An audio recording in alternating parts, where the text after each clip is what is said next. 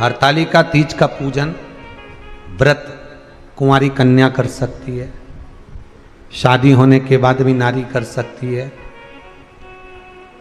अंतिम अवस्था तक प्राण छूटे तब तक हरतालिका तीज का व्रत नहीं छोड़ना चाहिए।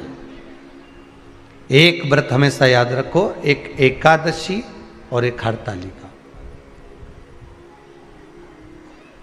हाँ, इतना जरूर है, ज़्यादा शरीर बेकार हो गया, बुढ़ापा आ गया, शरीर नहीं साथ दे रहा, तो कुछ फल खा लो, कुछ चाय दूध जूस आप लेकर कर लो। इतना भी नहीं बने, शरीर बहुत ही बेकार हो गया, तो आप एक समय फल का फलहार धारण कर लो, ठीक है। पर हरतालिका व्रत करने वाली माताएं भले उद्यापन कर दे, तो उस व्रत को थोड़ा हल्का कर लो। उद्यापन करा मतलब तुमने व्रत को हल्का कर लिया, थोड़ा हल्का कर सकते।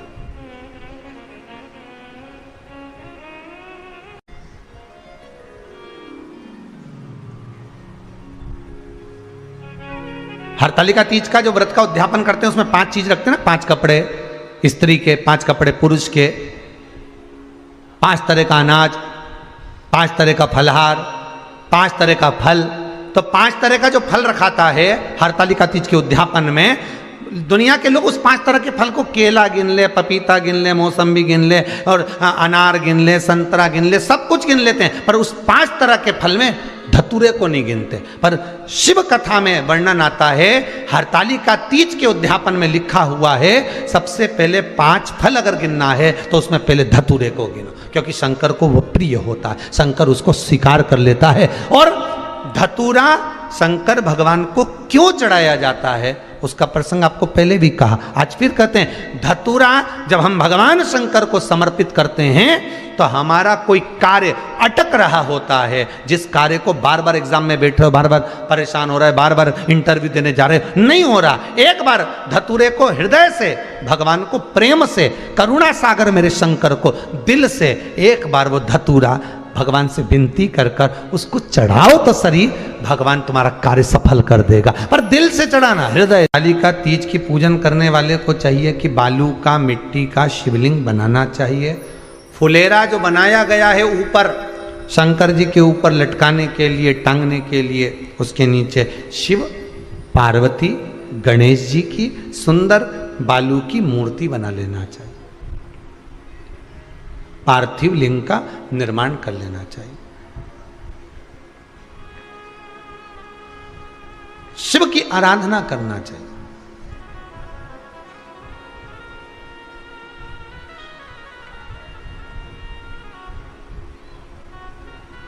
जो फल आपके पास में हो शंकर को समर्पित करना चाहिए, पूजन करना चाहिए,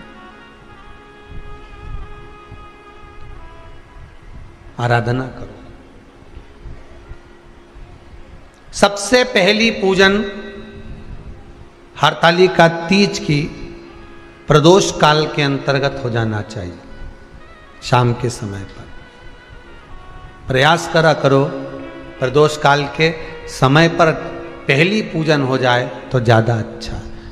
पर लोगों की आदत रहती है कि 8 बजे तक, 8:30 बजे तक, 9 बजे तक पहली पूजन करें, फिर दूसरी आराम से, फिर तीसरी, फिर आराम से, फिर चौथी। तो ऐसा सब अपने अपने हिसाब से।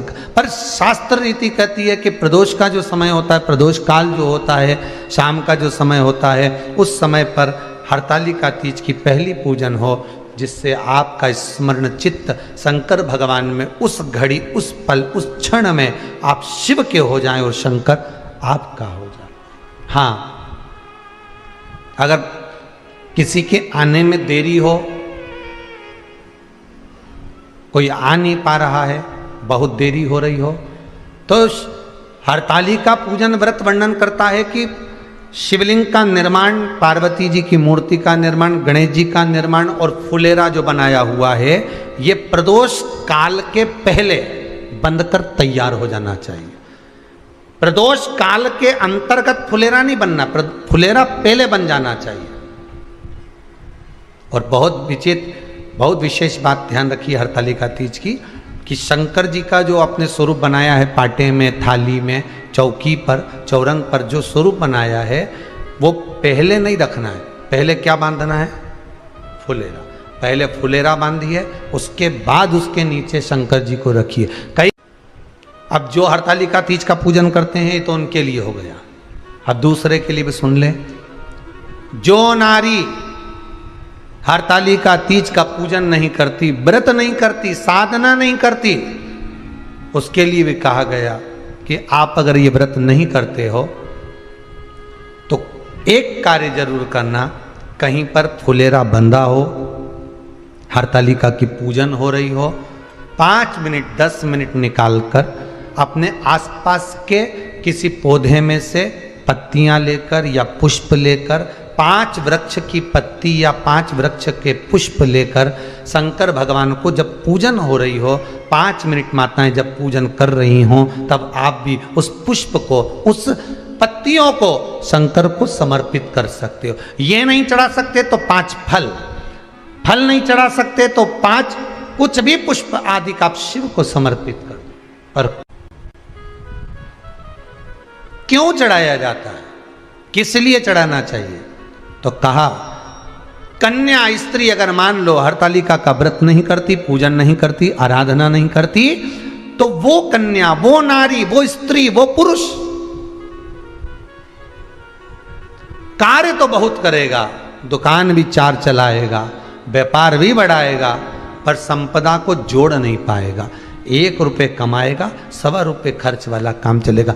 हस्त नक्षत्र में जो तृतीया पड़ती है, हस्त नक्षत्र के अंतर्गत जो तृतीया का महत्व कहा गया है, वो संपदा को बढ़ाती है, मनोकामना को पूर्ण करती है। इस नक्षत्र के अंतर्गत जो तृतीया आती है वो मनोकामना को पूर्ण कर कर चली जाती है। इसलिए शिव की आराधना के लिए प्रथम माने हस्त नक्षत्र में किया गया दान, हस्त नक्षत्र के अंतर्गत तृतीया के दिन किया गया पुण्य, हस्त नक्षत्र में तृतीया के दिन किया गया श्रृंगार, हस्त नक्षत्र में तृतीया के दिन करा गया अपना सुंदर सिंदूरा, भगवान का आनंद, 5 तरह के वस्त्र, 5 तरह के स्त्री के वस्त्र, पुरुष के वस्त्र, 5 तरह का फल, 5 तरह का अनाज, ब्राह्मण को बुलाकर ब्राह्मणी के साथ आप या तो ब्राह्मण से उद्यापन करवाएं या फिर आप स्वयं भी करते हैं तो शिव को समर्पित करके ब्राह्मण और ब्राह्मणी को भोजन कराकर वो भाग प्रदान करें।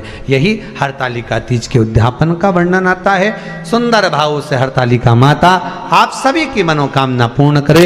हर हर महादेव। थोड़ा ध्यान लगाकर सुनना, हरतालिका तीज शिव महापुराण की कथा ही नहीं है। आप जो तीज करते हो, हरियाली करो चाहे सातुड़ी करो, उस तीज की महत्वता क्या है, इस हिंगोली की शिव महापुराण की कथा में अपने को समझना है कि उसकी मूल तत्वता, उसकी महत्वता है क्या, उसका महत्व क्या है।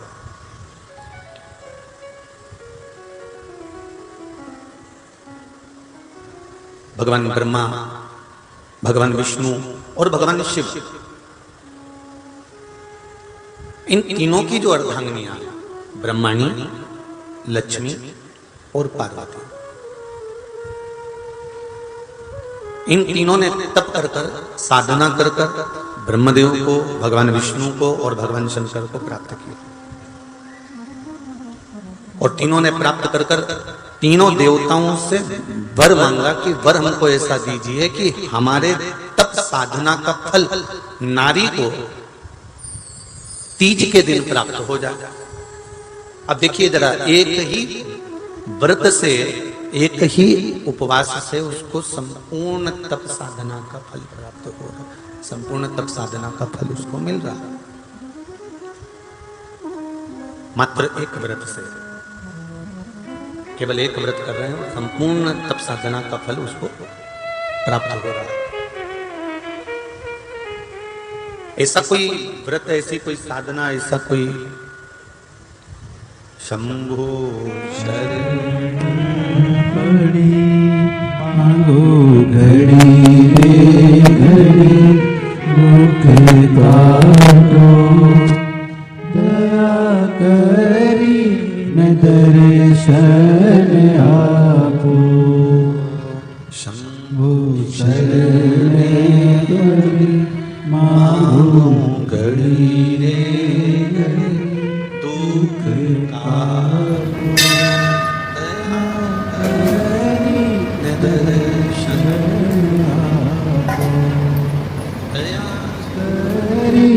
मैं दर्शन आपको। तो ब्रह्माणी ने ब्रह्मदेव से मांगा, लक्ष्मी जी ने भगवान विष्णु से मांगा, पार्वती जी ने भगवान शिव से मांगा कि ऐसा वर दे दीजिए जिस वर से एक ही व्रत करने से संपूर्ण फल की प्राप्ति हो जाए, संपूर्ण फल मिल जाए। ऐसा एक व्रत का फल दे दीजिए, मात्र एक व्रत का। अब देखिए, हरियाली तीज करने वाली माताएं थोड़ा ध्यान से सुनना।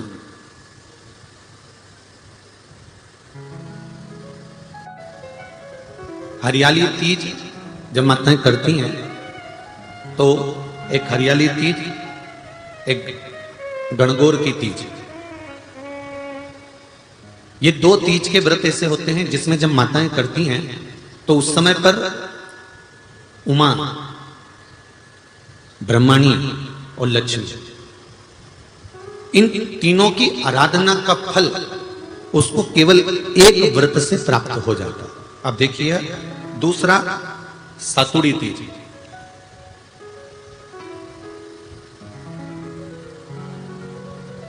इसमें उमा और महेश्वर, उमा और महेश, ब्रह्माणी और लक्ष्मी,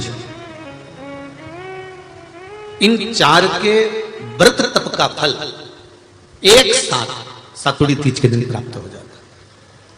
अब एक आती है हरतालिका तीज। आप लोग करते हो हरतालिका? यहाँ लोग करते कि नहीं करते? करते हैं यहाँ पे हरतालिका? कौन कौन करता है? जरा हाथ उठाओ तो जरा।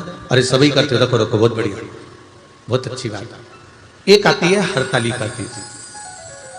इस तीज का व्रत माता पार्वती बेल वृक्ष के आनंद के साथ में फुलेरा बनाकर करती है, और जिसमें इस हरतालिका में माता पार्वती जी के जितने जन्म पहले हुए हैं, माता पार्वती का जन्म तो 52वें नंबर का, 52 नंबर पे माता पार्वती का जन्म है।